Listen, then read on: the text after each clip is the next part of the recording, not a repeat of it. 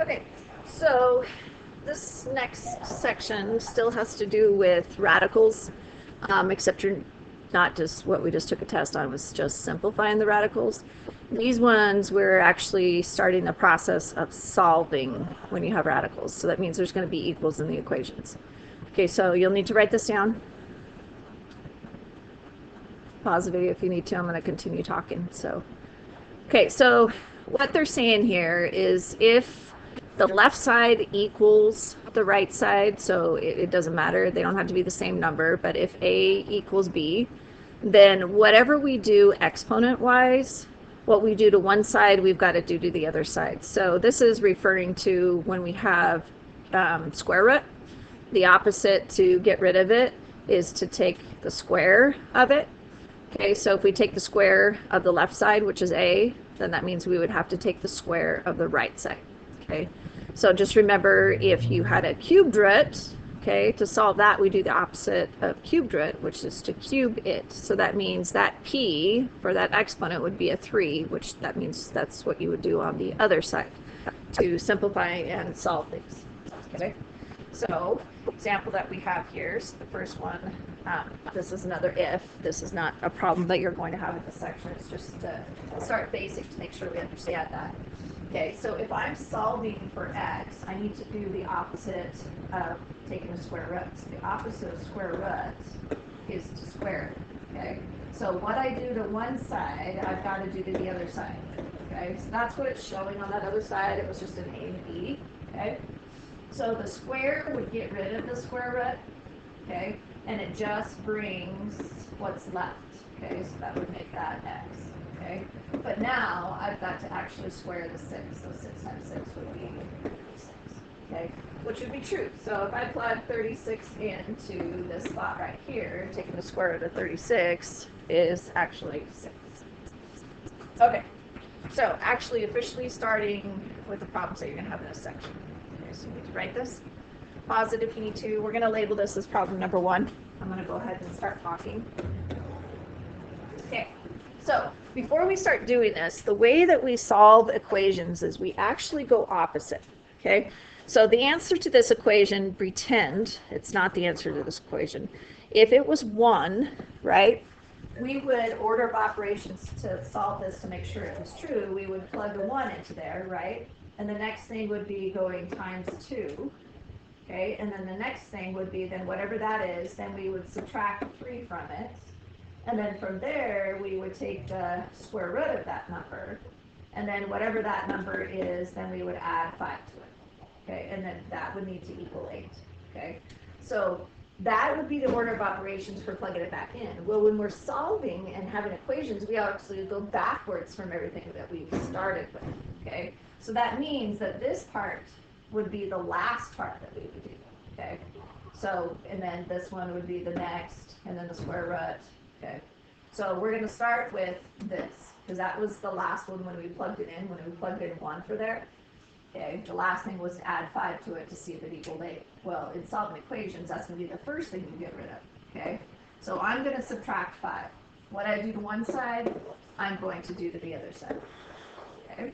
So I'm just bringing this down. So now I have 2x minus 3, and all of that's underneath the radical, okay? This one away, and now I have 3 on the right side. Okay, so now we're at where we had on our previous, when we had just a rad x. In order to get rid of the radical, okay, the square root, we square it, okay? What I write on one side, I've got to do to the other side, okay? The square only gets rid of the square root. This is still here. So 2x minus 3 is still here. And now I need to square my 3, which is going to give me 9. Okay, so remember, when we first started, I said when we plug it into here, that would be my first step in plugging it back in, so it's going to be my last step in solving the equation, okay, which is true, because this looks familiar to what we've done previous to learning about radicals, okay. I don't do that first, I'm going to do this first, okay, so I do the opposite, and I'm going to add 3 to the other side. So now I've got 2x equals 12. Okay, so now I'm at my last step. Okay, so my last step is 2 times x, so the opposite of times would be to divide. So when I divide by 2 on one side, and 2 on the other side. Okay, so we're done. Okay, so if you were to plug that back into the equation, it would work. So when you're plugging it back in, you would have gone 2 times 6, subtracted 3, taken the square root of that. Okay, and then added 5 to it and get 8. Okay, so the next one, this would be number 2. So similar to our last one. Okay, you're just going to label this as number 2. Our first step is to add 5 to the other side. So add 5 to the other side. Okay, so I have 3 minus 3x. Okay, this one away, which equals 6. Okay, I'm going to square the left side, and what I do to one side, I do to the other side. The square gets rid of the square root. This comes down. Okay, and then 6 squared is going to be 36. Okay, I don't do this first, I'm going to do this first. Okay, so I'm going to subtract 3, subtract 3. Okay, so now I have a negative 3x equals 33. Okay, just be careful of your negatives. Okay, this is a negative 3 times x, so opposite times is divide. The negative goes with it. Okay, so divide by negative 3. Okay, so x is going to be a negative 11. Okay, this next one. Okay, we're going to go through this next one, and then I'm going to explain something as to why this is not true. Okay, so this one didn't have anything next to it for you to move to the other side, so we would just go straight to this. Okay, so what I do to one side, I'm going to do to the other side. Okay, so the square would get rid of the square root, which leaves x minus 5 equals, and then a negative 4 times a negative 4 would give you a positive 16. Okay, if I add 5 to this side and add 5 to this side, x would give me 21. Okay, so if I were to plug 21 back into my original equation, so my original equation is x minus 5 equals negative 4.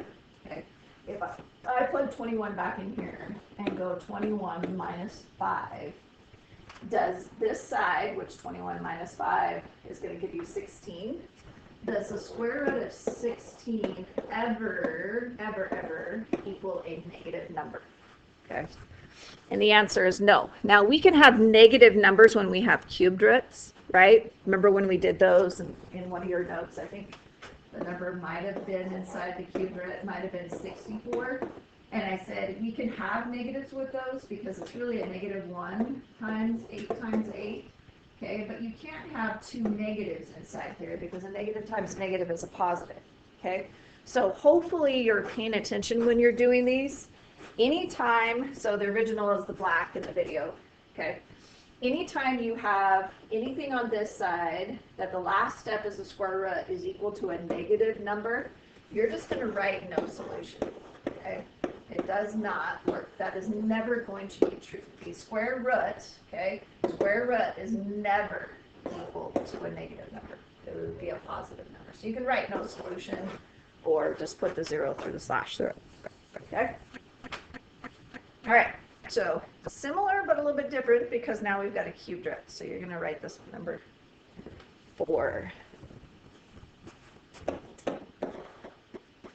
Okay. So this one has a cubed root, so not all of these are going to be just radicals or square roots. Okay, so to get rid of that, I need to cube it.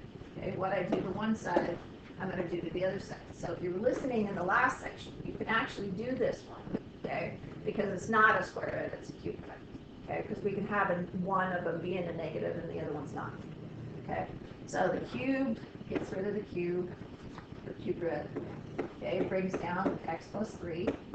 Okay, so now we're going a negative 3 times a negative 3, which would be a positive 9.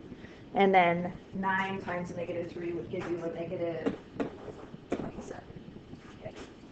So then our last step on this one would be to subtract 3 and subtract 3. And both of the signs are going to be the same, so that means we would add. So that means x is equal to a negative. And this one actually works. Okay, so that we could plug it in, add 3 to it, and bring it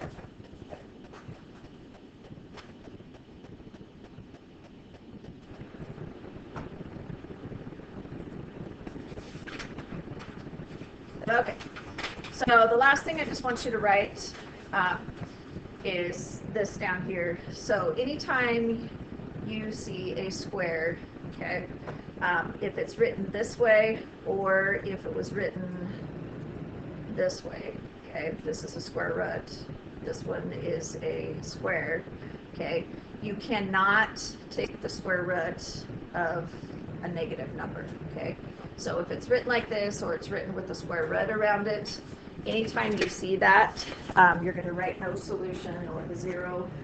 This is the other way that you'll see it. Maybe on your multiple choice, you might see it as no solutions. Okay. That's because to get rid of the square, you would take the square root, right? So taking the square root of a negative number, you can't do. You could do it if it was a cubed root, but you can't do it if it's a square root. Okay. All right. So that is it on the notes. So when you're done, you're going to raise your hand and get the triad from the sub. The triad is short, just like the notes were short. So you will be grading it in class. So make sure you're staying focused and getting it done, and be ready for the lesson quizzing, which again will be super short.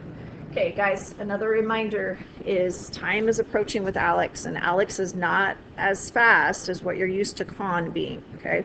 So please do not be putting your ALEKS account off for the 20th. I don't want to have a bunch of low grades going into parent-teacher conferences, okay? So with this being a short section, you should be working on ALEKS the next couple of days, if not outside of class.